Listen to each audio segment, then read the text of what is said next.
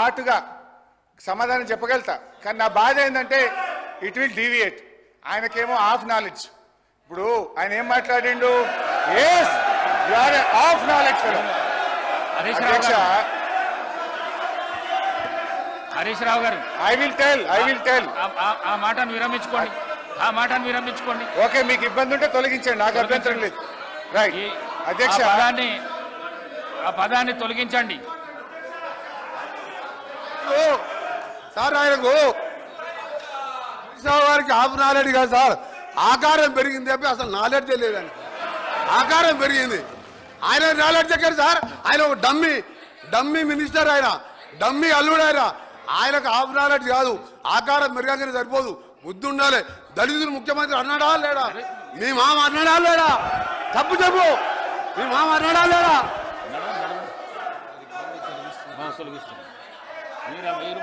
Speaker sir, ఇదే కోమటిరెడ్డి వెంకటరెడ్డి గారు 50 కోట్లకు పిసిసి అధ్యక్ష పదవి కొనుక్కున్నారు రేవంత్ రెడ్డి గారని ఈయనే చెప్పింది కదా సార్. మరి దాన్ని ఏమంటారు అధ్యక్ష? ఇదే కోమటిరెడ్డి వెంకటరెడ్డి గారు జిల్లా కలెక్టరేట్లు సచివాలయాలు అద్భుతంగా కట్టిండు కేసీఆర్ గారని ఈయన గారే చాలా సార్లు మెచ్చుకున్నాడు అధ్యక్ష. ఇవాళ నేను ఎందుకు ఆ మాట అన్నంటే అధ్యక్ష, కోమటిరెడ్డి వెంకటరెడ్డి గారు మేము అగ్రికల్చర్ కు 72,000 కోట్లు పెట్టమన్నాడు అంటూనే మళ్ళీ వెంటనే ఇరిగేషన్ కి 22,000 కోట్లు పెట్టమన్నాడు. ఆయనకు అర్థం కాని ఏంటంటే బట్టి గారు చేసిన అంకెల గారడి వారికి అర్థం కాలే. వారు పెట్టిన అగ్రికల్చర్ 72,000 కోట్లలో అన్ననే ఇరిగేషన్ ఉన్నది, అన్ననే కరెంట్ ఉన్నది, అన్ని కలిపి మాయ చేసి అగ్రికల్చర్కి ఏదో ఎక్కువ పెట్టినా అని బట్టి గారు చేసిన మాయను ఆయన అర్థం చేసుకోక అగ్రికల్చర్ 72 వేరే చెప్పిండు, ఇరిగేషన్ 22 వేరేగా చెప్పిండు. అందువల్ల నేను ఆ మాట అన్న తప్ప వేరే అనలే. ఆయనకి ఇబ్బంది అయితే నాకు అభ్యంతరం లేదు అధ్యక్ష. ఇక పోతే అధ్యక్ష, నేను ఒకటే విషయం గౌరవనీయులు బట్టి గారిని కోరుతా ఉన్నా అధ్యక్ష. ఐ డిమాండ్, మీకు ప్రజల పట్ల ఏమాత్రం ప్రేమ అభిమానాలున్నా, భయభక్తులున్నా, మీరిచ్చిన హామీల మీద ఏమాత్రం గౌరవం ఉన్నా ఒప్పుకోండి. మీకు నీతి నిజాయితీ ఉంటే ఈ బడ్జెట్ ప్రసంగంలో మొదటి వ్యాఖ్యలోనే తెలంగాణ ప్రజలారా మమ్మల్ని క్షమించండి, మేము మాట తప్పినాం, 100 రోజుల్లో 6 గ్యారెంటీలు అమలు చేయలేకపోయినాము అని కన్ఫెషన్ నోట్తో ఉండాల్సి ఉండే అధ్యక్ష. నేను డిమాండ్ చేస్తా ఉన్నా, ఇప్పటికైనా తెలంగాణ ప్రజలకు క్షమాపణ చెప్పండి అని చెప్పి నేను డిమాండ్ చేస్తా ఉన్నా. బీఆర్ఎస్ పార్టీని లక్ష్యంగా చేసుకొని కాదు, ప్రజల్ని లక్ష్యంగా చేసుకొని మీరు మాట్లాడాల్సింది. ప్రజల్ని లక్ష్యంగా చేసుకుంటే ప్రజలు ఇష్టపడతారు, ప్రజలు గమనిస్తున్నారు. ప్రజల పట్ల జవాబుదారీతనంతో వ్యవహరించండి. అభయహస్తం మేనిఫెస్టోలో 6 గ్యారంటీల్లో 13 హామీలు ఉన్నాయి. వాటి అమలు మాట అటుంచి 13 హామీల ప్రస్తావన కూడా బట్టి గారి బడ్జెట్ ప్రసంగంలో లేకపోవడం నిజంగా దురదృష్టకరం. ఓటాన్ అకౌంట్లో 6 గ్యారంటీల అమలు కోసం 53,000 కోట్లు పెడితే పూర్తి బడ్జెట్లో అది 47,000కు తగ్గిపోయింది అధ్యక్ష. పెరుగుతుందని ఆశించాం. ఓటాన్ అకౌంట్లో 53,000 కోట్లు పెట్టి పూర్తి స్థాయి బడ్జెట్లో 6 గ్యారంటీల అమలుకు కోత పెట్టి 47,000 కోట్లకు తగ్గించారు అధ్యక్ష. ఇవాళ మీరు ఇచ్చిన హామీలు ఒకసారి గమనిస్తే ఎన్ని డోకాలు చేసింది అధ్యక్ష. డోకా లేకుండా తెలంగాణ ప్రజలకు ఒక్కటన్ని అమలు చేసింది అధ్యక్ష.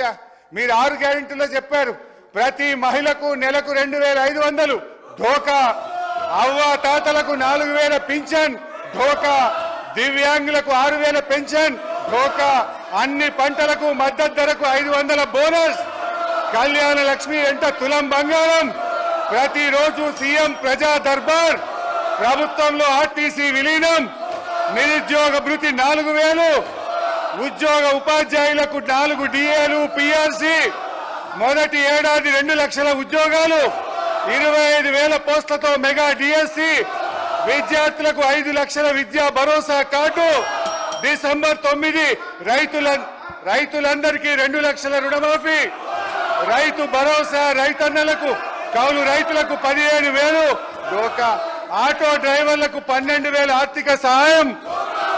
డోకా కాంగ్రెస్ పార్టీయే ఒక పెద్ద డోకాగా మారింది అధ్యక్ష. మహాలక్ష్మి, కాంగ్రెస్ మేనిఫెస్టోలో మొట్టమొదటి హామీ మహాలక్ష్మి పథకం. దాంట్లో మహిళలందరినీ ఆకర్షించి ప్రధానమైన అంశం, ఆ మహిళలకు నెలకు 2,500 చెల్లిస్తామని ఆ రోజు చెప్పారు అధ్యక్ష. కానీ అధికారంలో వచ్చి 8 నెలలు గడిచిపోయింది. మీరు ఇప్పటికే అమలు చేసి ఉంటే ప్రతి మహిళ అకౌంట్లో 20,000 రూపాయలు పడి ఉండేవి. ఇవాళ బడ్జెట్లో అయినా మహాలక్ష్మి కోసం ఏమైనా లక్ష్మిని కేటాయించారంటే లేదు అధ్యక్ష. మహాలక్ష్మి పథకం కోసం గత ఓటాన్ అకౌంట్లో 4,500 కోట్లు ప్రతిపాదించారు. కానీ పూర్తి స్థాయి బడ్జెట్ వచ్చేసరికి మహాలక్ష్మి మాయమైంది అధ్యక్ష.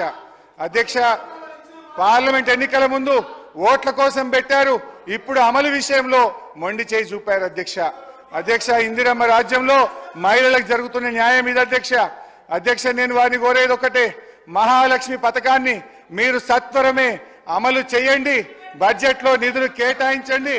లేదంటే తెలంగాణ మహాలక్ష్ములు మీ పాలిట మహాకాలులవుతారు, జాగ్రత్త అని చెప్పి హెచ్చరిస్తా ఉన్నాను. హరీష్ రావు గారు. అదేవిధంగా